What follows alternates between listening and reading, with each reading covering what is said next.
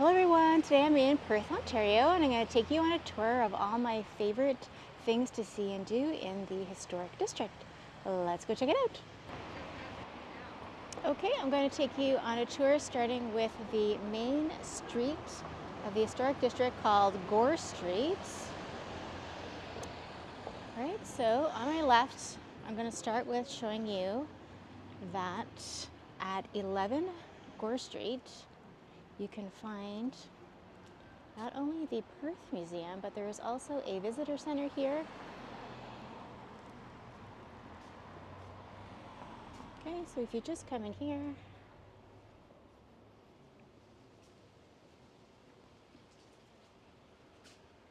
and go through this door right here, there is a fantastic visitor center, and they're very helpful. They will give you maps and explain to you all the different attractions here. So I highly recommend coming here if this is your first time. Right now, the building that it is attached to, this is called the Matheson House.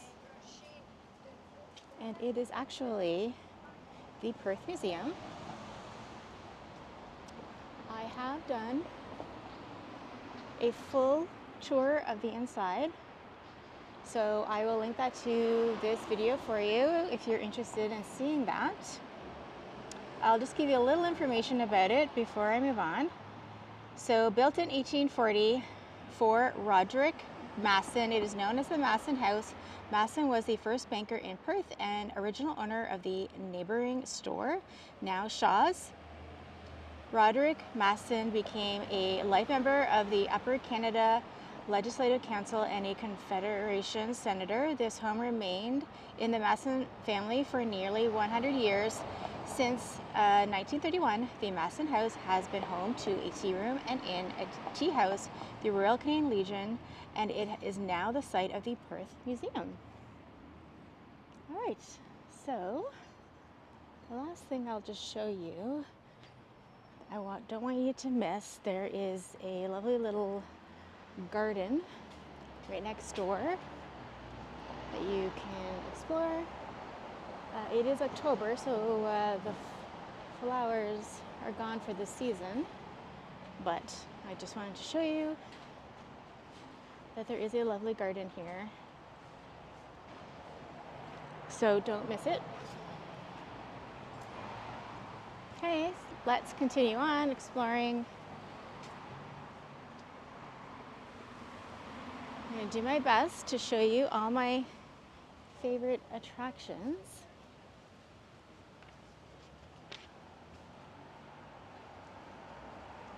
So there's tons of stores, restaurants, bars.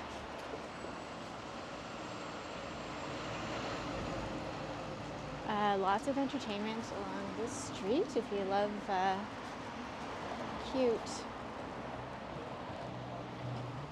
enjoy cute small towns. I will highlight some of them for you.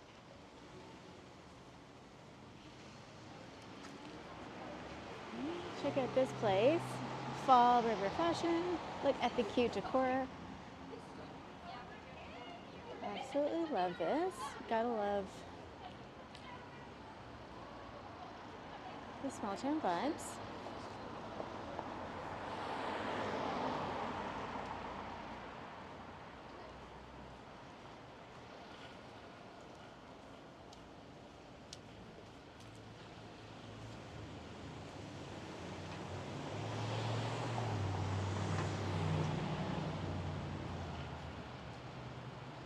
All right, we are coming up to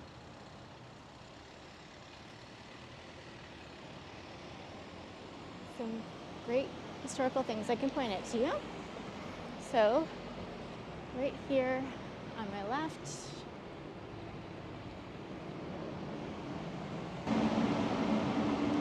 William Morris, 1786 to 1858. Morris is acknowledged as a leading force in the founding of Queen's College in 1840 and in the securing of its royal charter in 1841, his considerable reputation for honesty, justice, and integrity enabled him successfully to draft and push through legislation in the Upper Canada Assembly to establish a Presbyterian college with an arts and science faculty at Kingston. He was named the first chair of the Queen Board of Trustees.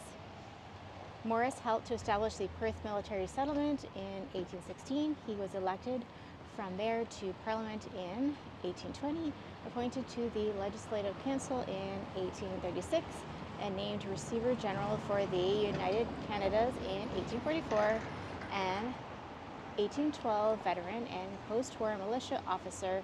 This successful Perth businessman was the foremost Presbyterian layman in colonial Canadian politics, a man who envisioned equal treatment for Scots and English in the Canadas through widespread educational opportunities. All right, let's keep exploring. Right, so you can see in the distance now, that is the town hall, and then up there you can see a little bit of the Perth Water Tower, which we'll get up to closer soon. I'd like to point out, I highly recommend this restaurant, Mex and Company. It has a fabulous patio in a very iconic building that I'm sure you've seen pictures of.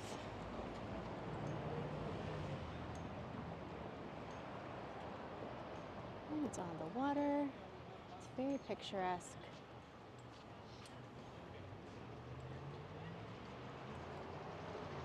So I will go down there and explore further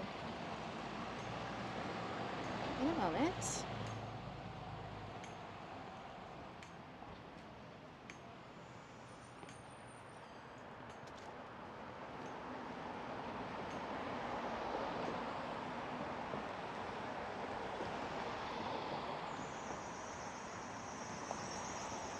And so next up, this place is another historic building, and it has got super cute Kelly's Flower and Gift Boutique. I highly recommend checking out this place. Check out the cute decor for fall.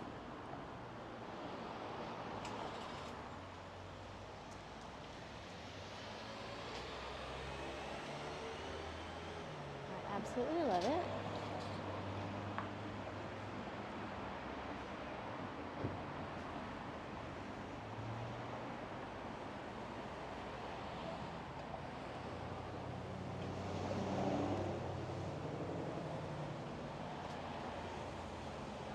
All right, now we're coming up to some historic buildings that I want to explain further to you.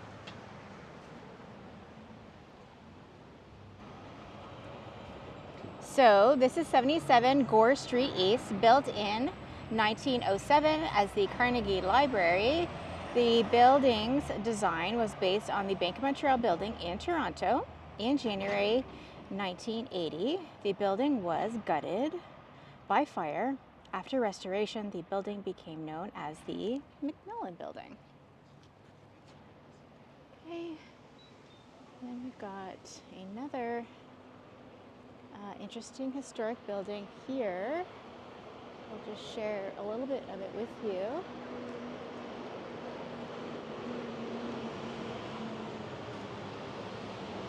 So there is a historic sign here. Sorry for the, there's a lot of traffic noise. This is a busy road. So 81 Gore Street East, the old Perth Post Office. The building that were previously built here were torn down in 1913 after the government bought a vacant lot from John A. Stewart and 3 adjacent buildings on this corner. The property sat unused for 20 years until the post office was built in 1931 in a modern classicism style. The main floor housed the public postal service and a storage room for bonded parcels, while the basement held the rural mail delivery operations. The second floor was divided between Canada Customs and the caretaker's quarters, as well as offices for rent. This post office, with 2 daily pickups, was a hub of activity for 40 years until it closed in 1972. So here's an early photo of Perth Post Office and Library. And down here it says the Crane Building. This 2-story limestone block changed little since it was purchased in 1972 by Glenn Crane as the central operation of his insurance and real estate businesses. In 1967, Richard Shuley joined the firm, followed shortly by the forming of the Crane and Shuley partnership.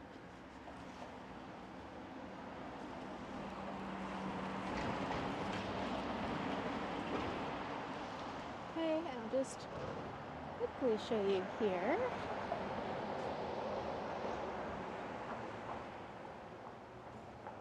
That there is a sign on the building. There we go. The Crane Building.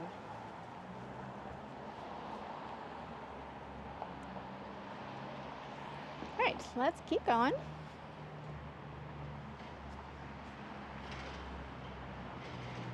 Okay, so here's another good restaurant. It's kind of like a diner, Peter's Restaurant. I recommend that one as well.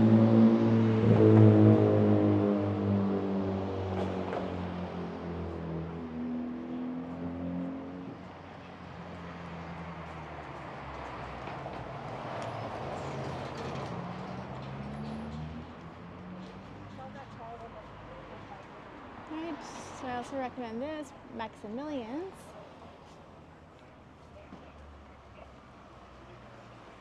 It is another restaurant.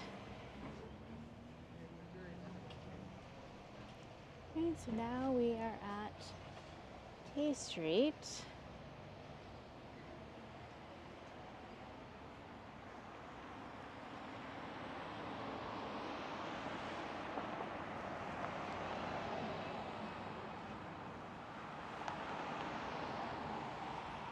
So the Perth Military Settlement, 1816, the present townships of Bathurst, Beckwith, and Drummond were settled under the jurisdiction of the Quartermaster General's Department. Scottish emigrants quartered in barracks at Brockville during the winter of 1815 to 16, and soldiers discharged from the Glengarry Light Infantry and the De Meuron and De Watson regiments formed a majority of the original settlers. In March 1816, a central depot was established on the site of Perth, and by October, the settlement contained some 1,500 persons. So I'll just give you a quick snapshot from this angle of the water.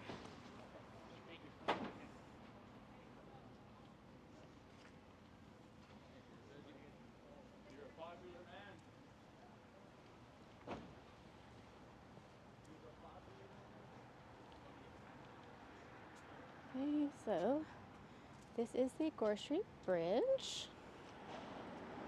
Here's a better view of the water.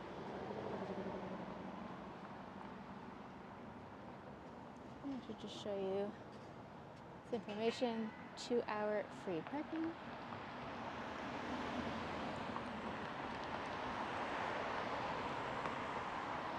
And this is Flag Garden.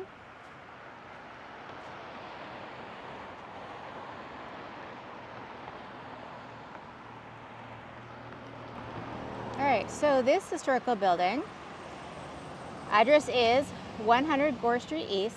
This stucco-covered brick building was constructed in 1827 from 1860 to 1911, it was known as the Union Hotel. Since that time, it has many occupants, and it is currently home of the Sunflower Bakery.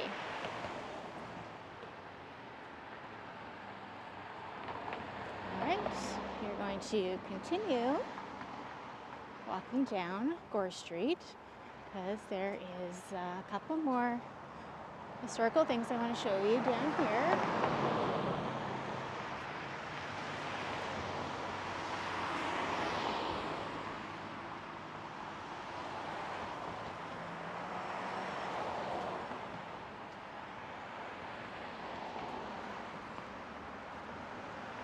I just want to show you the sign here. Flag Garden Lane.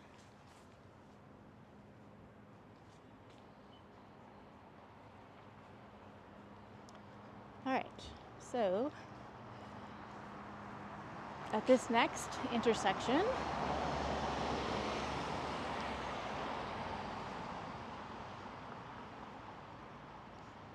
there is an important historical house I want to share with you.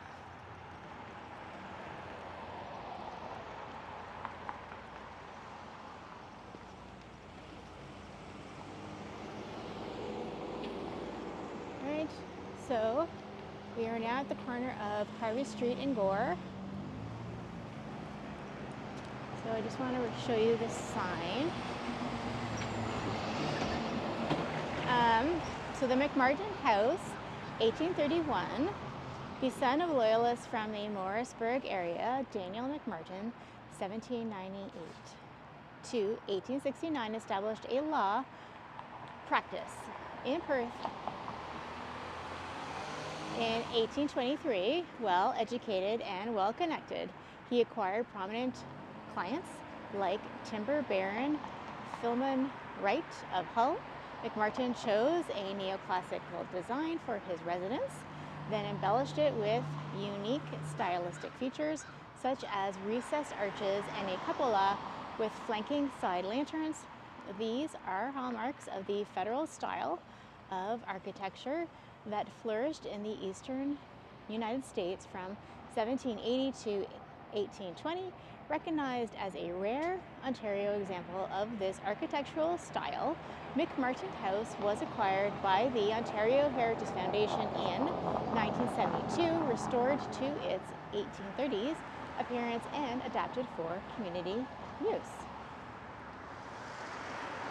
All right, just going to give you a better view of the house.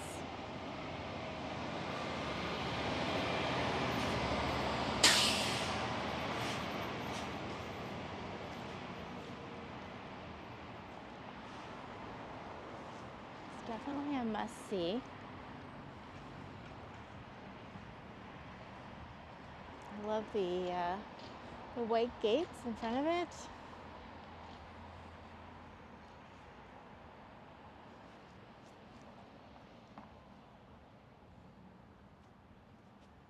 So, begun in 1830 for barrister Daniel McMartin, this imposing house symbolizes the wealth and social aspirations of this member of the Tory elite. Born at Williamsburg of Loyalist stock, McMartin attended John Strachan's grammar school at Cornwall. After articling with Chief Justice Sherwood, he became one of the first lawyers in Perth, then capital of Bathurst District. The Loyalist Georgian design of the brick and stone house is usually elaborate, and with its detailing, cupola, and lanterns, it reflects American federal style influence.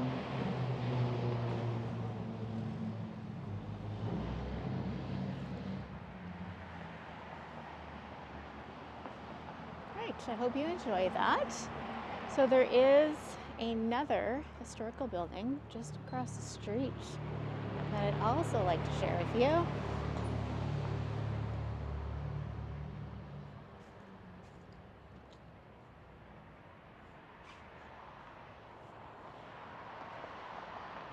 So here it is, and in a moment I'm going to cross the street and I will read the sign to you.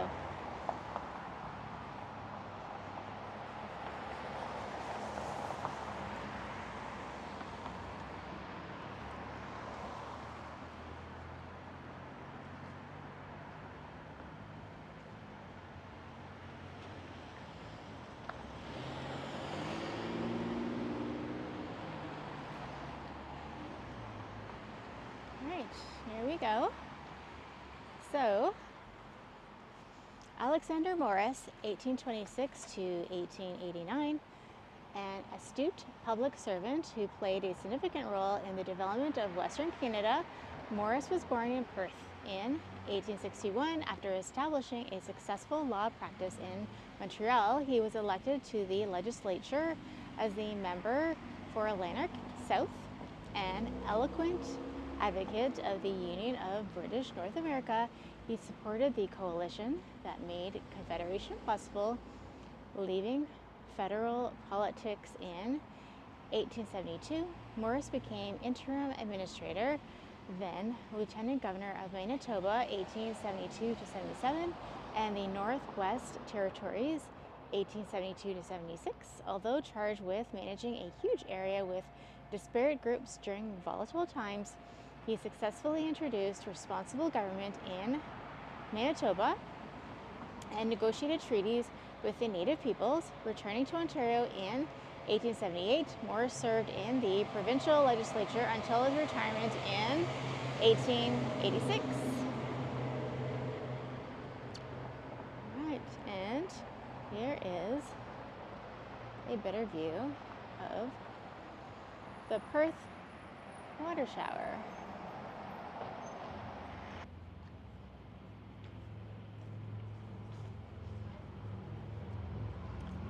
The Tay Canal. Before you lies the restored Tay Canal turning basin, today part of Parks Canada's Rideau Canal Heritage Waterway. The Tay Canal was once the symbol of progress and prosperity to the people of Perth. First operated in 1834, the canal was to be the lifeline between their wilderness town and the metropolis of Montreal. The story of the Tay Canal gives insight into the dreams, attitudes, and way of life in Upper Canada during the 19th century. Okay, so I'm now going to show you a few things over here to my left. So, directly in front of me is Crystal Palace. It is an event center. I highly recommend coming here at Christmas time because it is beautifully decorated with Christmas trees all lit up at night.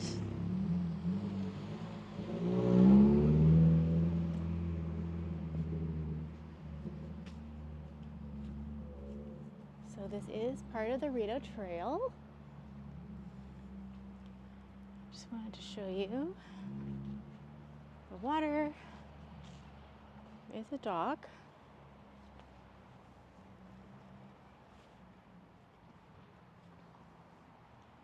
And there is a bunch of historical plaques around here that give you more information.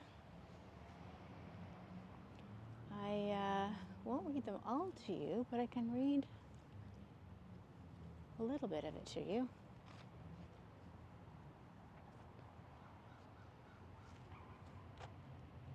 So William Morris, a fiery businessman and local politician, was the driving force behind the creation of the first Tay Canal. When the government refused petitions to construct the canal, the people of Perth, led by Morris, decided to proceed themselves. They formed the Tay Navigation Company in 1831, owned by Perth businessmen and Montreal backers. In early Upper Canada, joint stock ventures were unusual and risky. In addition, the scale and speculative nature of canal building discouraged private investment. The company was beset with financial problems and charges of corruption. Despite all these odds, the townspeople persevered, and the Tay Canal was completed in 1834. Yes, and here's a map.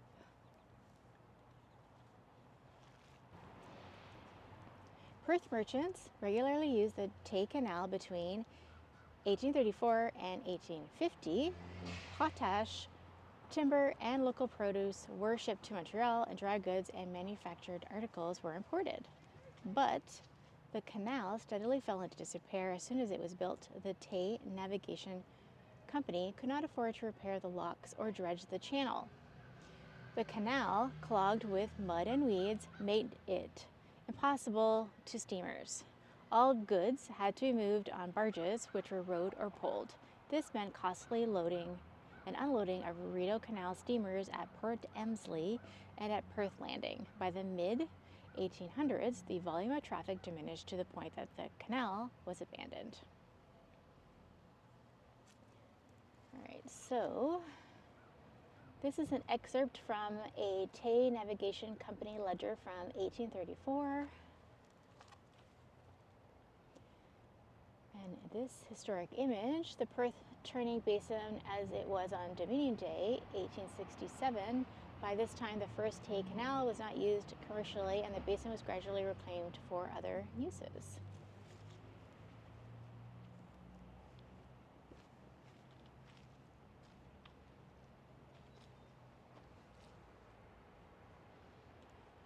So the Tay Canal revival, enthusiasm for canals in 19th century Canada remained high despite the flurry of railway construction after 1850. The government continued to maintain canals, including the Rideau Canal, to ensure their competitiveness. This kept alive the idea of revitalizing the Tay Canal. Perth businessmen not promoting local mining and manufacturing called for a shipping canal. This pressure, combined with the efforts of John Haggart for South Lanark, brought to reality the reconstruction of the Tay Canal. The federal government agreed to undertake the work, and excavation began in 1883. The second Tay Canal followed an alternate route with locks at Beveridge's Bay, an artificial cut known as Haggart's Ditch, which bypassed Port Emsley, and an enlarged basin in Perth. The Tay Canal was formally opened and declared part of the Rideau system in September 1890. Here's an interesting historical photo. So in 1891, John Haggart persuaded the government to build an extension of the canal to his mill upstream. The old bridge at Gore Street, then known as the Lock Bridge, was torn down and the channel dredged.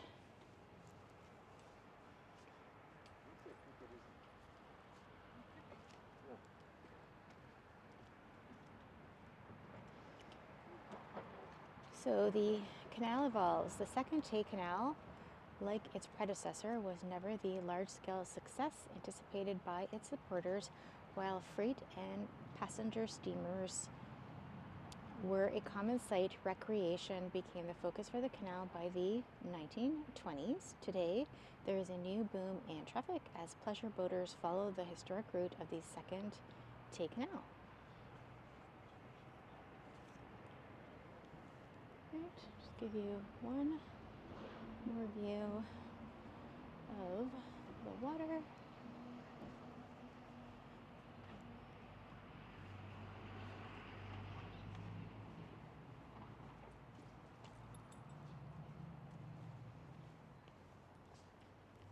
Here is the side view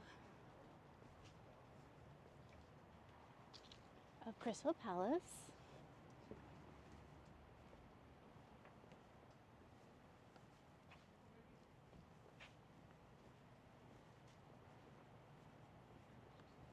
Okay, and you can see in front of me, there's a nice dock you can walk on.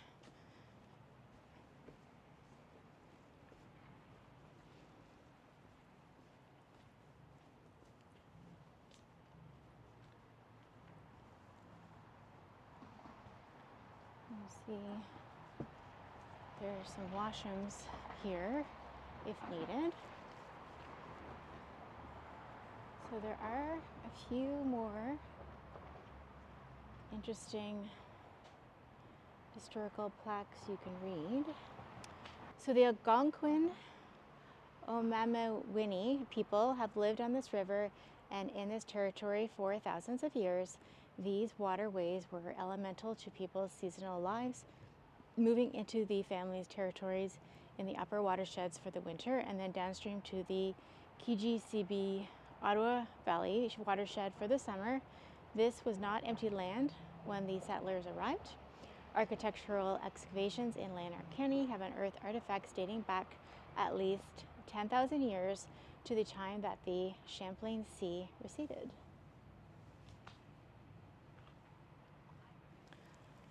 All right. So,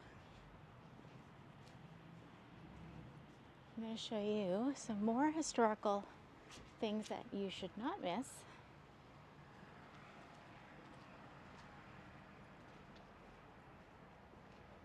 Okay, so point out, so there is a big parking lot here, but to my right is a historical must-see.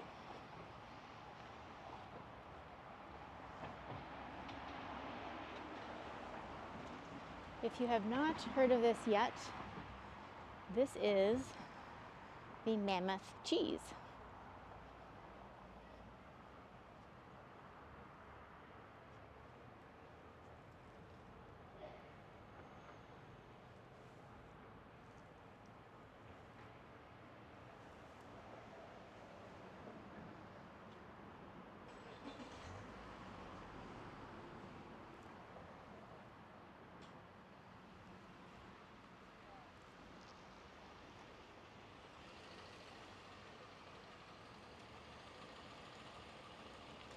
So here it is.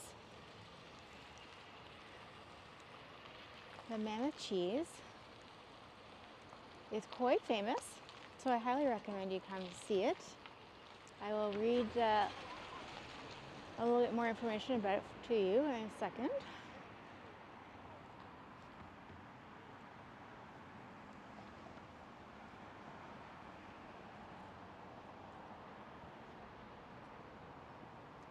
So, the Mammoth Cheese was more talked about and written about than any other single exhibit at Chicago's World Fair in 1893.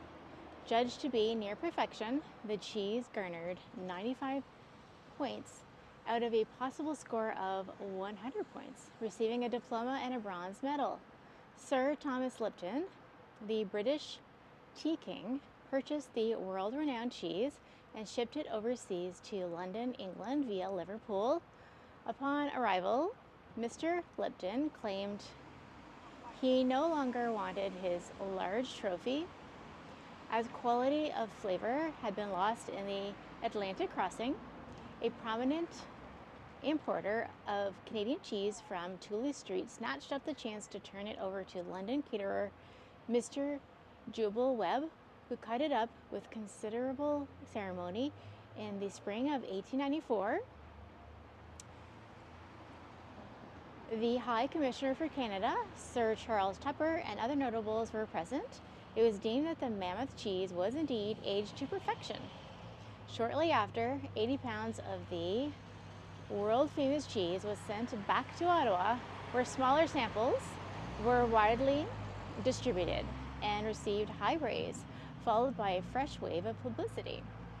Pride in Lanark County's agricultural giant has continued over the years in ongoing Mammoth cheese celebrations. And just show you some historical images.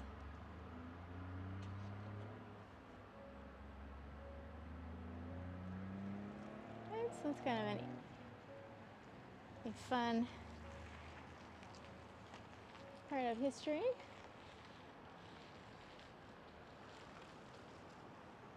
Weight 22,000 pounds. That is a lot of cheese.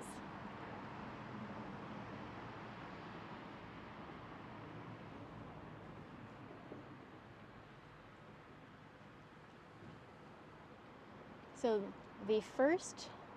wait station, first drive-through. The first set of weight scales was located behind Town Hall. This is the site of the second weight scale station, operated from 1900 to 1960 by the town of Perth. Trucks and wagons laden with goods would enter from Drummond Street, drive onto the scales to get weighed, and exit after onto what was then called Baby Street. Knowing the weight of products was important for many reasons, from the government levying of taxes on goods to vehicle licensing and for settling trade prices. Farmers weighed in their loads of dairy goods and produce such as grain and vegetables. Local merchants confirmed the weight of products such as coal, timber, potash before shipping via the Tay Canal, rail or road to far-fetching markets. Deliveries were also weighed for accuracy by importers, the most exotic being the banana, making its Perth debut in 1927. There was always something interesting coming and going here. It was a hub, a place for both social and business interaction. Current trading prices, the season's crops, and new technology were discussed, and often there were laughter over a shared joke with neighbors and friends. So, this is a snapshot of the weight station in 1960 with a view towards Drummond Street.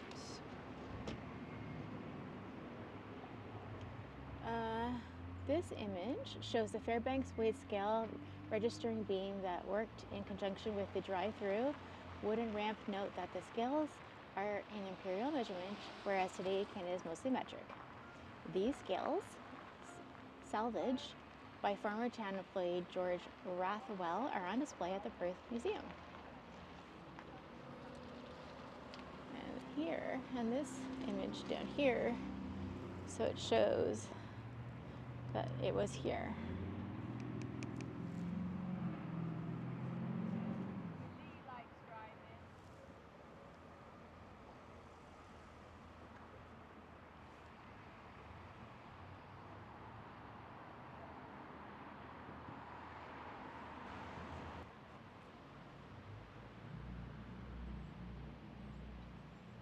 Malcolm Cameron, 1808 to 1876. A prominent Upper Canadian entrepreneur and politician, Cameron was born in Trois-Rivières. He began his business career in Perth, establishing himself as a general merchant, and in 1834, co-founding the Bathurst Courier. In 1837, he moved to Port Sarnia, where he developed lumbering, shipping, and milling enterprises.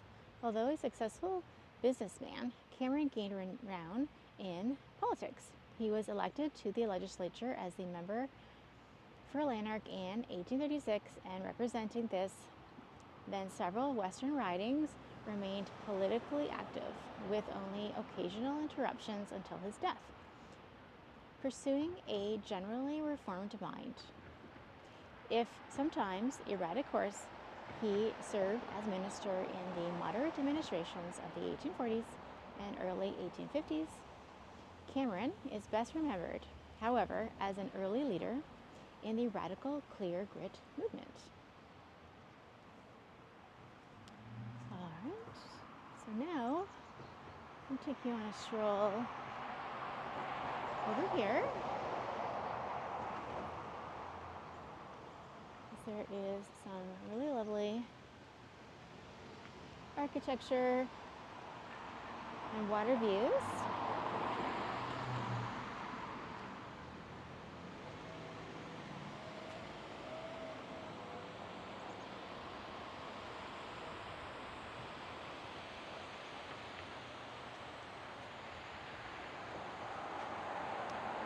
Right, so in front of me is the old fire hall, address 34 Henriette Street.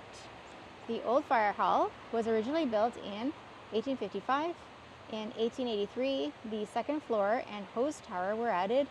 The building was used as the Tower of Perth Fire Station until the 1940s. The building is currently occupied by the Perth and District Chamber of Commerce and the Downtown Heritage Perth Business Improvement Area.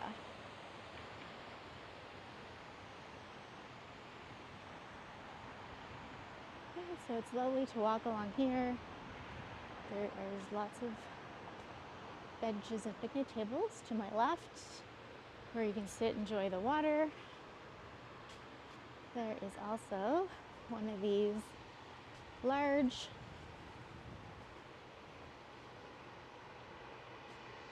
Adirondack chairs, which is great for photos. Again, you can see the Perth Water Tower in the distance.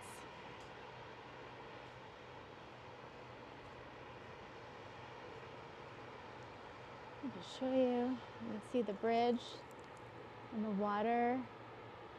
And as I said, that restaurant that we're coming up on, it's a must experience to have a meal or a drink on that patio. And again, to give you perspective of where I am, the Crystal Palace and the Mammoth Cheese are over here.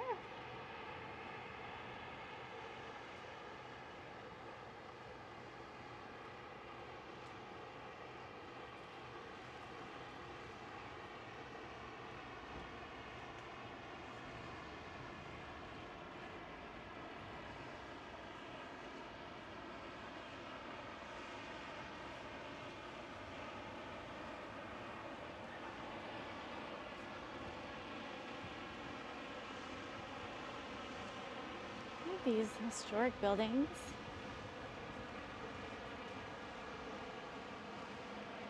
They're just quite magical to look at.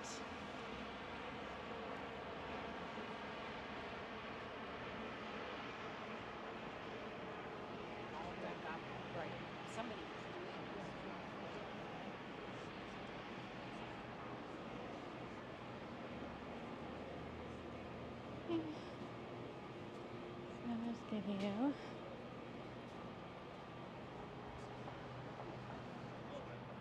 and here's just a different vantage point. So Mexican Company is the restaurant, the bridge.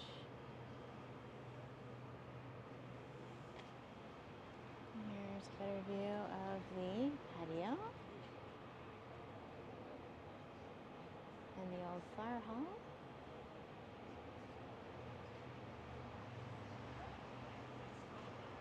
All right, let's go explore.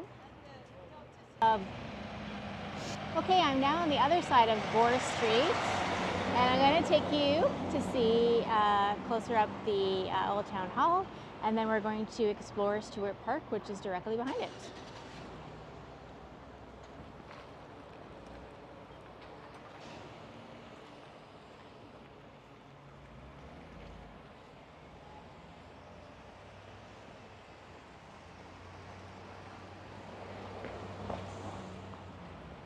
So let's see Town Hall sign, and there is an information placard that I can read to you. Alright, so Perth Town Hall. Perth's stately Town Hall is an enduring expression of the vitality and importance of local governments in the 19th century. Erected in 1863 to 1864, shortly after the town's incorporation, it recalls an era when such buildings served as more than the headquarters for municipal administration. In addition to offices and a council chamber, this town hall originally housed a market, band room, fire hall, police station, post office, as well as a large public hall. The building's elegant, classical inspired design and prominent location testify to its central role in community life. I'm just going to pan up so you can see some more of the building's details.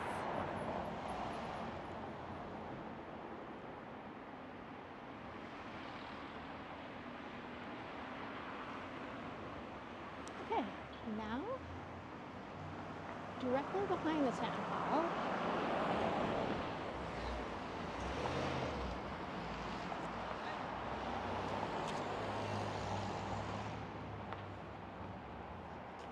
is Stewart Park.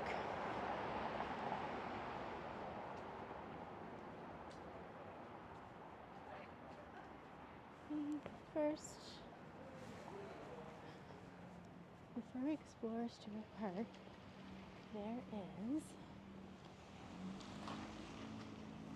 I'll show you side view of the town hall.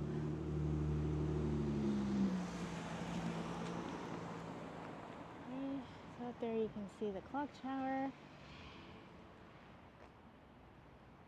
Okay, and you can see on my left there is a lovely historic gazebo.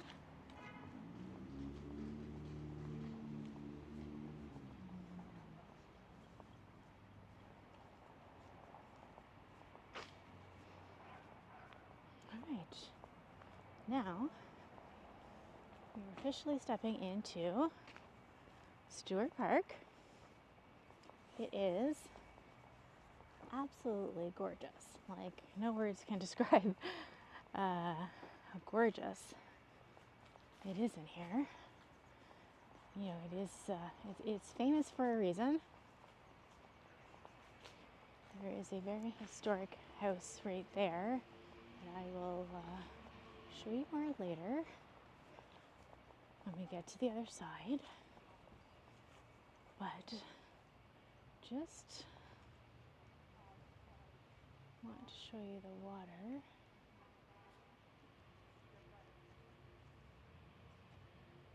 I absolutely love all the willow trees. My favorite.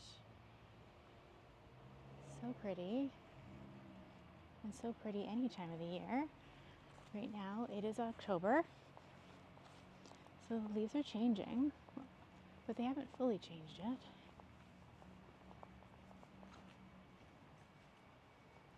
As you can see, again, it's another advantage of the old town hall and the gazebo. Again, you can see all the benches. So it's a lovely spot for just want to come and sit, or if you want to have a picnic. There's a plaque here.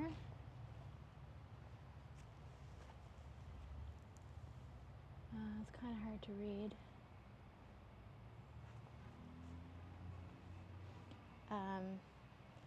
So it's entitled John A. Stewart Park.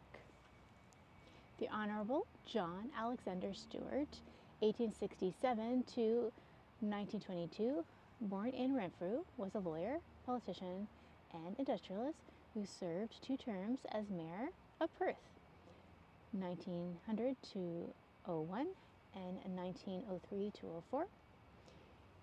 He was instrumental in bringing the Henry K. Wample Company, it's again hard to read, manufacturer of pharmaceuticals to Perth in 1905, followed by the Andrew Jurgens Company in 1912. He acquired the Perth Shoe Company to continue a new era of industrial plants.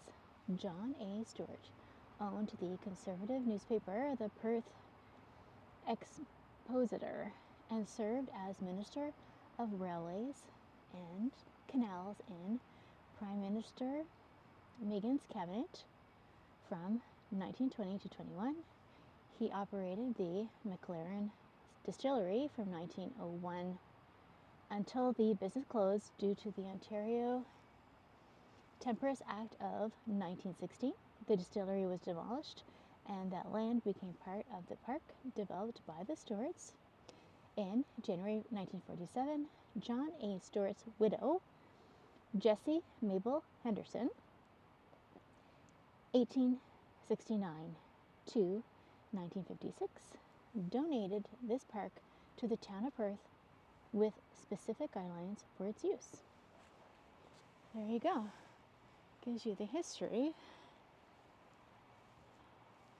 of this beautiful historic park. Right, I'm going to take you on a tour. There is a lovely bridge in front of me. In fact, there are multiple bridges you can cross in this park.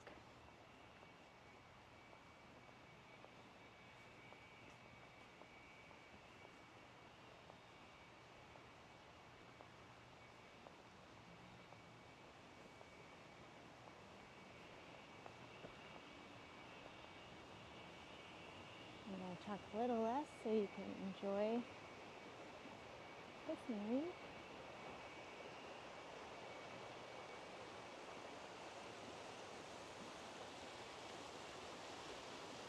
Here's a lovely spot for a mini rapids.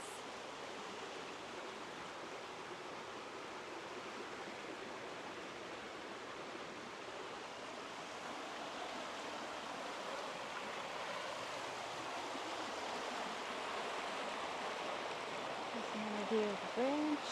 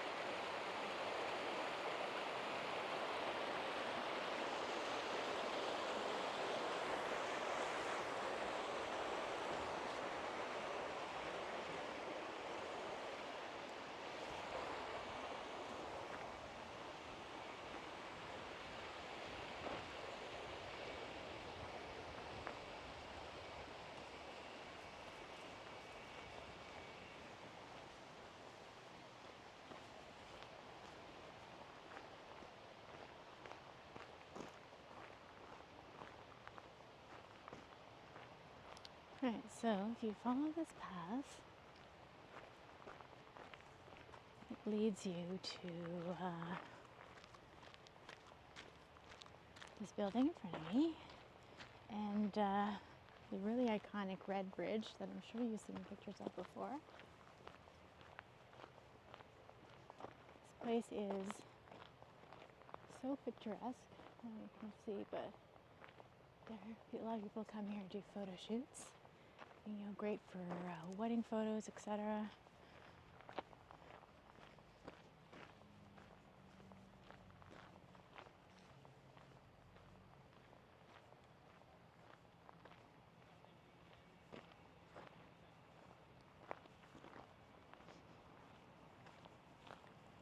Alright, before we go over the bridge, I'm just going to read this line to you.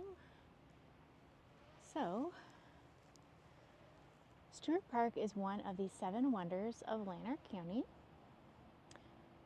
Welcome to Perth's famous Stewart Park, one of the 7 wonders of Lanark County. This 5-acre green space on the Tay River straddles both Cockburn Island and Haggard Island. From 1839 to 1916, the park was home to a Scotch whiskey distillery operated in the latter years by John Alexander Stewart, a prominent figure in the town's history. In 1947, it was donated to the town of Perth by his wife Jessie Stewart in memory of her husband, with the condition that it be used solely for relaxation and enjoyment. Every season, this promise is fulfilled with joyous gatherings, the laughter of children, and the sound of music. And there you go. Shows you what a special place this is. And here is a full list of the 7 wonders of Lanark County. So there's also the 5-span stone bridge in Pakenham, the St. Peter Celestine Church in Pakenham, the Mill of Cantal in Mississippi Mills, Blueberry Mountain, the Showy Ladies Slippers Orchids in Purdon Conservation Area, and the Silver Queen Mica Mine, which is in Murphy's Point Provincial Park. So definitely be a great idea to have a bucket list of visiting all 7 wonders. Okay, so now, just before I go over the bridge, I'm just going to show you. It is just so pretty, this bridge. Like, it's just like postcard perfect.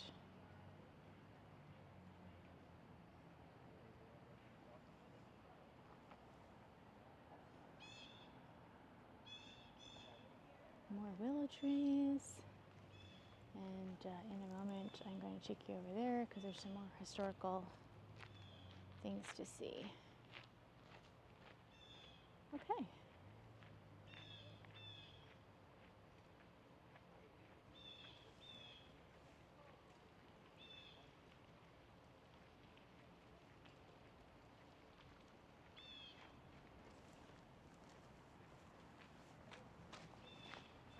Right.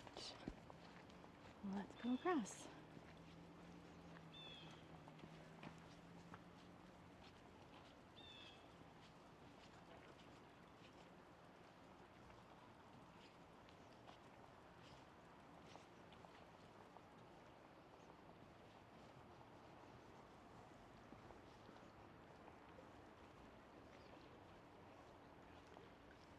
So I'll just quickly show you that little sign there. So it says private residences, no public access.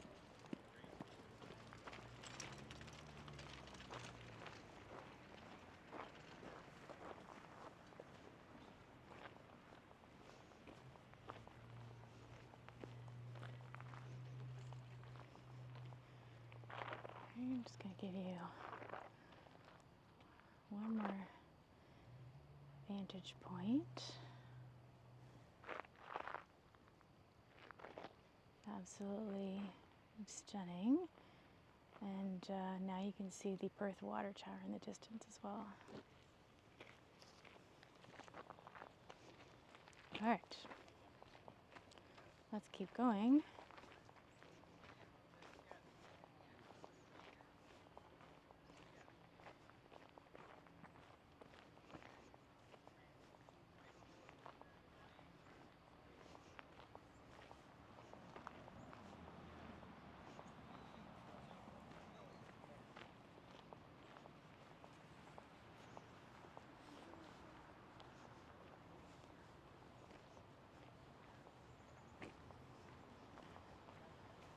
All right, so fun fact about me, I grew up riding horses, and so this one has special importance to me. This is a statue in memory of a very famous Canadian show jumping horse called Big Ben.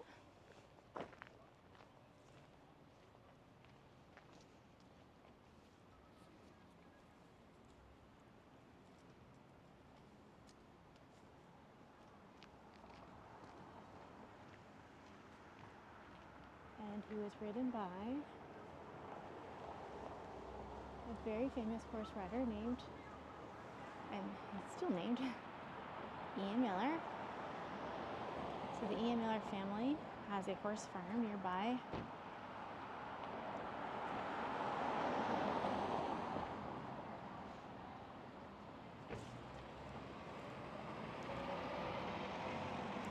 So Big Ben, born as Winston, March 27th, 1976. Sire Etretat Mare Oki, breeder J. van Hooydonk in Calthot, Belgium.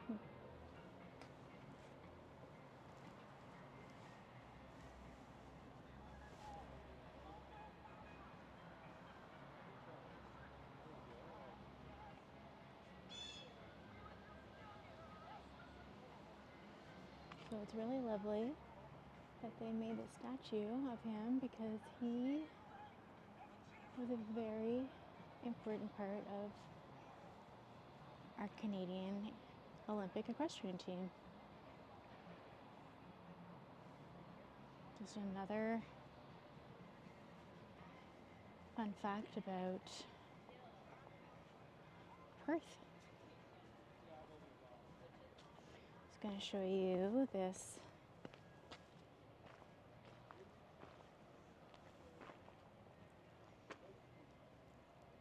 So, Big Ben's career highlights. Did you know Big Ben was Ian Miller's mount for nearly half of Miller's career, Grand Prix and Nations Cup wins? Big Ben was the first horse to win 2 World Cup finals, taking back-to-back titles in 1988 and 1989. Big Ben is the only horse to have won the world's richest Grand Prix, the Du Maurier International, twice in 1987 and 1991. Big Ben placed in the top 8 in the World Cup finals for 5 consecutive years, 1985 to 1989. Big Ben had more than 40 Grand Prix victories. Big Ben represented Canada in more than 30 Nations Cups and was a member of 7 winning Nations Cup teams. Big Ben won the Derby at the Spruce Meadows National 6 times in 8 years. The Kreisel Classic in 1986, 1987 and 1989, and the Shell Cup in 1991, 92 and 93. Big Ben is believed to be the first North American show jumper to win more than $1.5 million in prize money. Big Ben made 3 Olympic appearances. Big Ben won 2 gold medals at the Pan American Games, and Ian Miller and Big Ben inducted into Canada's Sports Hall of Fame. Ben, second of only 2 animals bestowed this honor. So,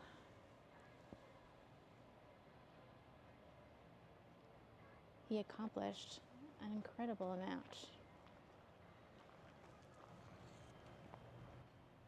Okay, so right next to the Big Ben Memorial, we've got the Codes Mill. The address is 53 Henriette Street. The Codes Mill is a collage of 5 different buildings dating from 1842. TA Code moved to Perth in 1876 and shortly thereafter acquired the mill. The mill is now home to many fine shops and Fiddlehead's restaurant.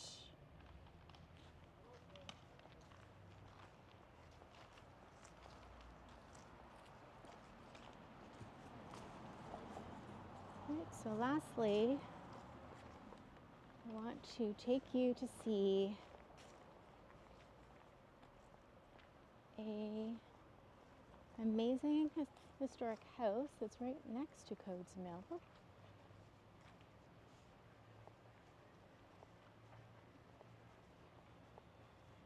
You can see on the right, so it is located right in between Codes Mill and Stewart Park. It's an absolutely gorgeous stone mansion that deserves attention.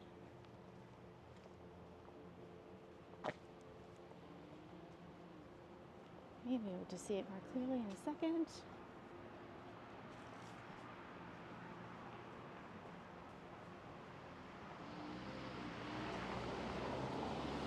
Before I do, here's just another vantage point of Codes Mill.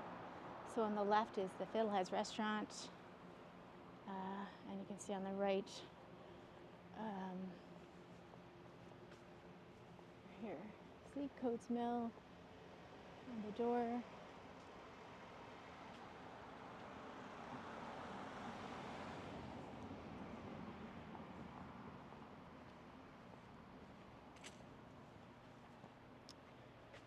Okay, so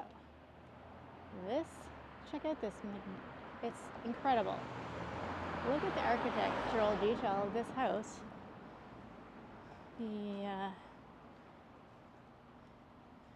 It's too bad the bushes are so high, but like, wow, it is huge.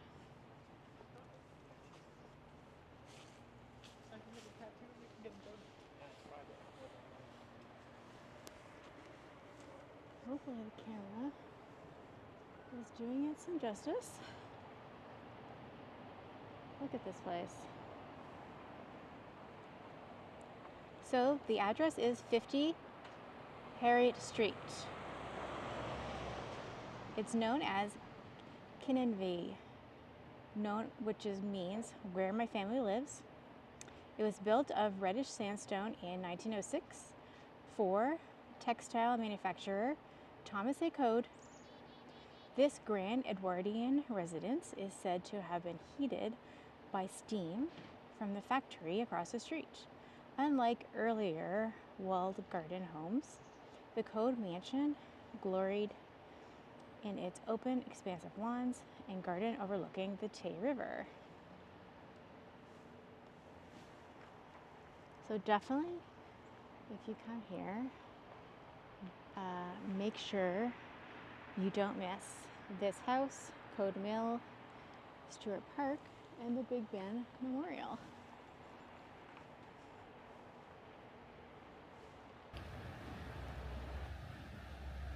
Thanks so much for watching this tour of my favorite things to see and do in Perth, Ontario. If you enjoy videos about things to do in Ontario, Canada, please subscribe to my channel. Until next time, happy travels!